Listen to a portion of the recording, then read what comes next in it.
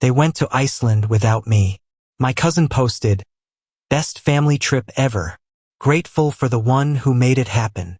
That one was me, $9,800 in charges. Then my aunt sent me a text meant for her sister. "He's too desperate to say anything."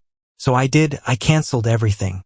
At 5:07 a.m. Iceland time, my phone buzzed, 22 missed calls, and one message from my dad. "How could you do this?" It started with a Facebook post. My cousin Becca, the kind of person who thinks hashtags are a personality, posted a picture of herself in a blue parka standing on a glacier, throwing up a peace sign with one hand and holding a cup of overpriced Reykjavik coffee in the other. The caption hit harder than it should have. "Best family trip ever. Grateful for the one who made it happen." No tag, no mention, just that sentence. As if I were supposed to be flattered from afar. As if the money just fell from the sky and paid for their cozy Airbnb and those geothermal spa selfies. That one she was talking about. Yeah, that was me. $9,800. That's how much had been quietly drained from my account over 2 weeks spread out in random transactions. First, it was $740 to Icelander.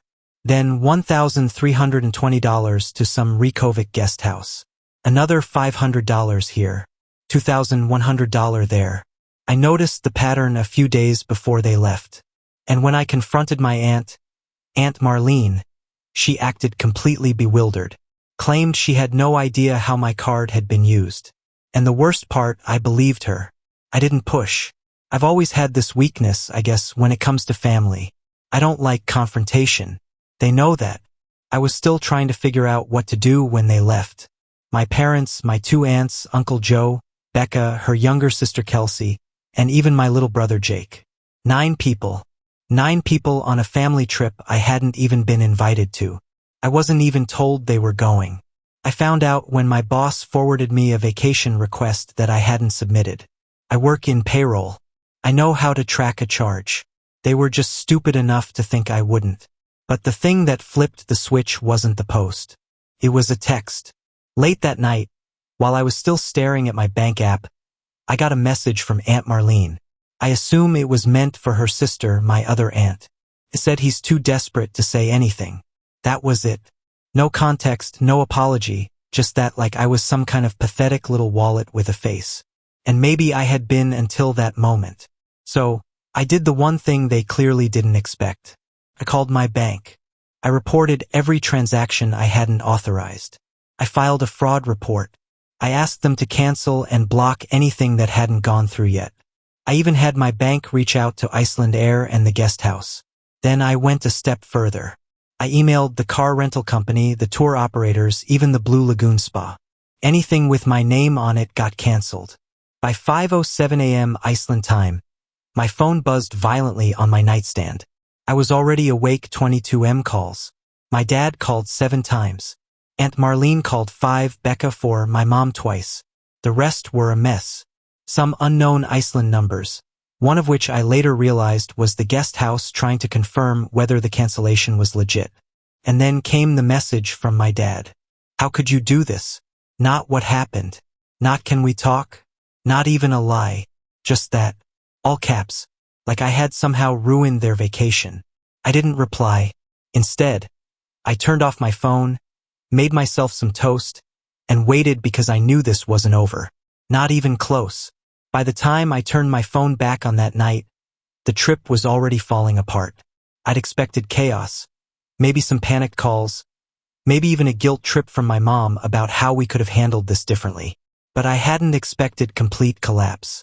The moment the bank processed the cancellation on the guest house booking, they were kicked out. It wasn't a hotel. There was no front desk, no polite conversation, just a lock code that suddenly stopped working at 4:00 p.m. local time. They'd gone out for the day to see some black sand beach or whatever, and when they came back, the door wouldn't open. I hadn't canceled the flights. That was the one thing they actually paid for themselves. Everything else had my name on it. The SUV rental gone. Just canceled. Blue Lagoon. They showed up in swimsuits and got turned away at the gate. No one could figure out what was happening until Aunt Marlene got the official bank email on my behalf. She didn't even bother denying it. She just forwarded it to the family group chat and said, "Well, I guess he finally grew a spine." I wasn't in the group chat. My brother forwarded the screenshot to me on the side. No comment, just send it, and left it at that. They booked emergency flights back to the States. Only Becca and Kelsey stayed one more night because they had some influencer crap to finish. Apparently, they got offered a free meal in exchange for a post. Everyone else came home early, all that planning, all that scheming, and it ended with them at the Reykjavik airport, cold, pissed off, and several thousand poorer. And then they showed up at my house. I live alone in a duplex in Portland. It's not huge, but it's mine. Bought it after years of saving and pretending like I didn't hear the family jokes about me being the boring one. They pulled up 2 days after they landed. My parents, my aunts, Uncle Joe, Jake, and even Becca, who I guess couldn't resist the drama. I opened the door because they were already pounding hard enough to shake the frame. It started civil or fake civil. You could smell the tension. My mom tried the guilt route first, asking why I didn't come to them before canceling everything. Like I hadn't already asked about the charges before the trip. Then Aunt Marlene took over. Said I had ruined a once-in-a-lifetime experience for the whole family and humiliated them. Uncle Joe accused me of making them look like criminals. My dad just stood in the back, arms crossed, like he was waiting for me to apologize. For 6 hours, they stayed. 6. I didn't offer food. I didn't offer water. I just sat and let them go on and on. At one point, Becca tried to guilt me by showing me photos of what could have been. My brother said almost nothing, just sat there quietly, and Marlene finally said it. "We think you should reimburse us for what you ruined." That's when something in me just snapped a little. I asked her if she wanted the full list of what they took from me or just the dollar amount. She didn't like that. They didn't leave on their own. I told them I was going to call the police. That finally got them moving. But I knew they weren't done because as my dad walked out the door, he turned around and said, "You think you're punishing us? But this is only going to make things worse for you." I didn't reply, but I locked the door behind them, every bolt, every latch, and waited again because I knew exactly what they were capable of.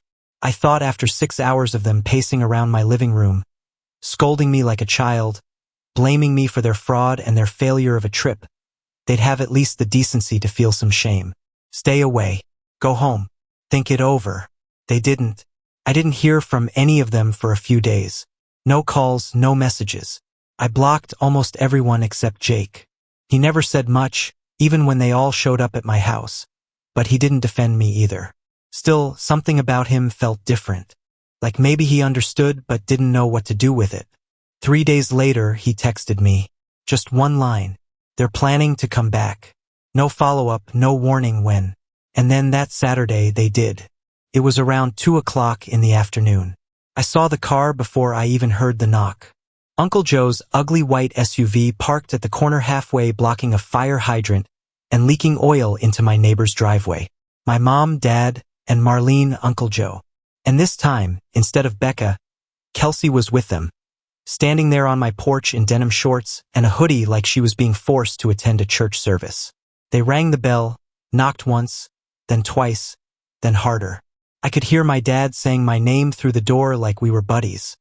Like this was some normal drop-in. I didn't move for a full minute, just stood behind the door, watching them through the peephole. When I finally opened it, I kept the latch on, just enough to make eye contact. My mom spoke first, asked if we could just talk. I told her no, told them all I'd said everything I needed to the first time they came. She gave me this look, half pleading, half pissed, and said they weren't leaving until we worked this out. Like this was some mutual disagreement and not them stealing almost 10 grand and vacationing off it. I said they had 10 seconds to get off my property. That's when she wedged her foot in the door. I don't know if it was instinct or rage or what, but I shoved the door harder than I meant to. She stumbled back, caught herself on the railing, and just stared at me like I'd slapped her. Uncle Joe stepped forward like he was going to say something tough, but I already had my phone up, camera pointed, ready to dial. I told them I had the whole first visit recorded. I told them they were trespassing. I told them this would be the last time they'd ever see my front step without a court order. They left, but not like the first time. Not quiet, not sulking. They left angry, furious. I could feel it in how my dad lingered at the bottom of the porch, just standing there saying nothing, trying to make me flinch. In how Aunt Marlene kept shaking her head, mumbling to herself, walking to the car like she was counting steps not to turn around and start again. Kelsey slammed the door so hard it echoed. Not one of them looked back. That night I left all the lights on, just the feeling. I didn't sleep. The next morning, my car told me everything I needed to know. Driver's side mirror shattered, hanging by a wire. Deep, narrow dent right above the front wheel. Something heavy and sharp. Not random vandalism. This was a message. I walked around the block hoping someone had seen something. No luck. No doorbell CM pointed in the right direction. But mine caught it. They came back at 2:40 in the morning. The same white SUV parked across the street. No masks, no attempt to hide. Just walked right up, did the damage in less than 2 minutes and left. You could even see Uncle Joe on the footage holding something that looked like a metal pipe. I didn't call them. I didn't text. I didn't threaten.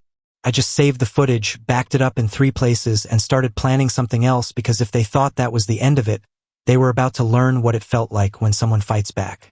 For real. The next morning, I drove straight to the police station. I brought the footage. Timestamp clear as day.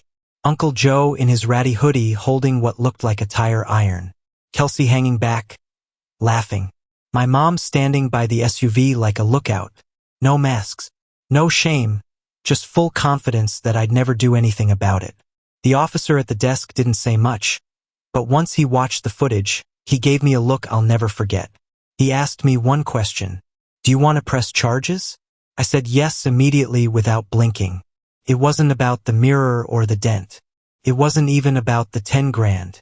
It was the way they kept showing up like they still had some control over me. Like I owed them something, like I didn't have the right to be furious about it. They didn't arrest them that day. It doesn't work that fast. But something unexpected happened just 2 days later. I don't know how the footage got out. I only gave it to the officer and I had it backed up on a USB at home, but someone leaked it. It showed up on a local subreddit titled Family from Hell Destroys Son's Car After Iceland Fraud. There were hundreds of comments before noon. I hadn't even posted it. Someone must have gotten it through someone else at the precinct. Or maybe Jake saw it and sent it out. I never figured it out for sure, but now it was public. By evening, people were tagging Becca and Kelsey on Instagram. Someone dug up and Marlene's Facebook and started dropping the clip in the comments on her pictures from Iceland. Even Uncle Joe's business page, he runs a home renovation company, got blasted with bad reviews. Dozens of them. Suddenly, they weren't just mad. They were humiliated. They came back again. But this time, they didn't knock. I heard the car doors slam. And by the time I looked out the window, they were already shouting from the yard. Not just yelling, screaming. My mom yelled that I'd ruined her life. Aunt Marlene was crying. Like actual tears. Screaming that I'd made them. Internet monsters. My dad threatened to sue me. Uncle Joe tried to say I doctored the footage. I didn't even open the door.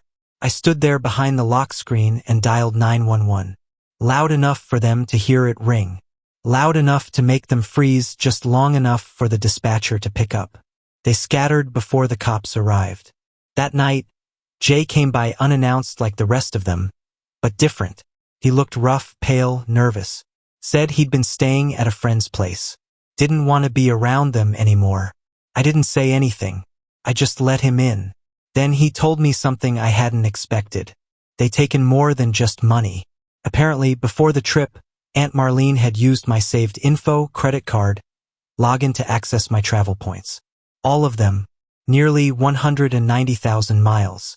I'd been saving those for years. Gone. Used to upgrade their seats, book better tours. A couple of those luxury experiences they bragged about in posts. Those were bought with my points. It wasn't just money. They'd gone into my accounts. Jake gave me screenshots. I didn't ask how he got them and he didn't explain. He just handed me a USB with everything. That's when I realized this wasn't just petty. It was calculated. And now I had proof. It wasn't just revenge anymore. It was going to be war. By the next morning, it had blown up beyond anything I expected. The subreddit post was now viral. A few midterm YouTubers had picked it up and started stitching together clips, linking them with the leaked footage, screenshots from Becca's vacation posts, and some old Yelp reviews that accused Uncle Joe of sketchy contracting practices. I didn't do any of it. I didn't feed the fire, but I didn't stop it either. My phone was flooded. News blogs, random emails from people offering help. Even an invite from some podcast that covers family scams. I ignored all of it. Meanwhile, Jake was still on my couch. He was quiet, barely touched his food. But every now and then, he'd ask me something like, "Do you think they'll actually go to jail? Or are you really pressing charges?" I think he wanted me to say no. I didn't. I told him I had already hired a lawyer. He didn't ask who paid for it. A week passed. That's when they tried the most desperate thing yet. I got a call from a block number. I normally don't answer those, but curiosity got the better of me. It was my mom. Her voice was calm, almost too calm. She said they wanted to make peace, that the whole thing had spiraled and they just wanted to talk. Said they were open to solutions.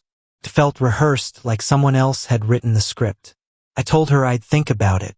That night, Jake asked me if I'd ever considered wearing a wire. I laughed at first. Thought he was joking, but he wasn't. He said he'd overheard something. Aunt Marlene and my dad had been talking in the backyard while they thought no one was listening. Jake was on the porch above them. They weren't planning peace. They were planning a trap. They wanted to meet up, convince him to settle, and get me to admit I canceled everything out of spite that the charges were authorized. If they could get me saying that even just once, they tried to flip the legal side. They weren't done screwing me. They were just changing tactics. So I set a trap of my own. I agreed to meet a local coffee shop. Public cameras everywhere. I even got the okay from my lawyer to record. Jake came too, sat at a separate table with his phone angled at ours. It was just me and Marlene and my dad. They came in with his fake energy, all smiles, ordered drinks, asked about work. I didn't play along. I just sat there and let them talk. They offered me a deal. Drop everything. No more police reports, no lawsuits. In return, they'd reimburse me $3,000. 3 out of the $9,800 stolen and the 190,000 points burned. They claimed that was all they could manage because of the flight rebooking. Emotional stress. Then Aunt Marlene said the magic words. "We all know you canceled everything just to punish us. You didn't really think it was fraud." Right into the mic. I didn't respond. I just sipped my drink, them time, and left. Jake followed me out. We didn't say anything until we got in the car. I sent the audio to my lawyer the second we got home. We had everything we needed. That night, someone egged my windows, but I didn't care because they had no idea what was coming next. 2 weeks after that recording, I got the call. The police were moving forward. Criminal charges for unauthorized use of my financial information and willful property damage. They were especially interested in the audio and video showing their intent to manipulate the case. My dad and Aunt Marlene straight up admitting the fraud and trying to bait me into a false confession. The detective said it would likely start with Uncle Joe. He was already on thin ice with his business practices. And now they had footage of him vandalizing my car with a pipe. 1 charge for property damage, 1 for trespassing, 1 for conspiracy. It was happening. And then one more twist. The IRS got involved. Apparently, a few internet sleuths had forwarded the Reddit thread to a tip line. Not sure who did it.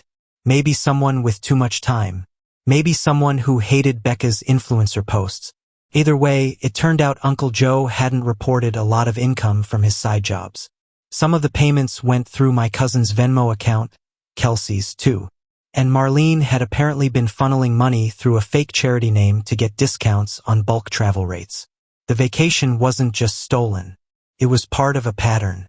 Fraud, tax evasion, misuse of funds. I got a visit from a federal investigator. Not dramatic like in movies. No trench coats. Just a woman in a gray suit asking if I'd be willing to hand over the screenshots, the voice recordings, and the USB Jake had given me. I did. They asked to speak to Jake too. I left that up to him. By the time the subpoenas were served, my family had completely imploded. Becca deleted her Instagram account. Uncle Joe shut down his business temporarily. Aunt Marlene's Facebook was a ghost town. My mom and dad, I don't know. They haven't tried to contact me again. But the best part came from Jake. He got his own place. He used some savings, some help from friends, and said he needed distance. Told me quietly that he was proud of me, that I was the first person in the family who didn't just take it. I gave him the second spare key to my place just in case. As for me, I ended up getting back most of the $9,800. Between the fraud claim, the civil lawsuit we filed, which they didn't even bother contesting after the criminal investigation began, and the travel points being reinstated thanks to the evidence I had, I came out ahead. I didn't just cancel a vacation. I burned down the whole system they thought they could keep using forever. And for the first time in my life, I wasn't the one apologizing at the family table. I wasn't even at the table because I built my own and locked the damn door. 5 months passed and things had finally quieted down. The lawsuits were moving forward. My stolen money was mostly recovered and everyone from that side of the family had vanished into radio silence. Jake had his own apartment now. We talked often and I finally felt like I could breathe again. Then out of nowhere, a wedding invitation arrived in my mailbox. No return address, heavy envelope, fancy calligraphy. Becca was getting married in Iceland again. Inside the invite was a smaller card that stopped me cold. This celebration is made possible by the generosity of our beloved cousin, Alex. I blinked. Read it twice. They didn't just list me as a guest. They credited me as the one funding the wedding. I never gave them $1. I never even spoke to them after they tried to trash my car. To make it worse, the RSVP was already filled out. Checked. Yes. Airline voucher enclosed. Like they'd written me into the script of their perfect comeback story. Jake got the same invite minus the weird sponsor message. He told me they were spinning it like we made up. Like the whole disaster was just a family misunderstanding. According to and Marlene, this was their way of restoring peace. Instead, Jake came up with something better. He said he'd go, but not to celebrate. He bought a mic and a tiny GoPro. He's planning to sit through the ceremony, wait for Becca's inevitable thank you to Alex speech, and then stand up and tell the truth about the fraud, the fake RSVP, the damage, the lawsuit, everything. He won't yell. He'll just speak. Calm, clear, undeniable, and he'll record it all. So when it's done, we'll post it. No drama, just facts, proof, the truth. They thought this wedding would bury everything, but instead, it's going to be the final nail.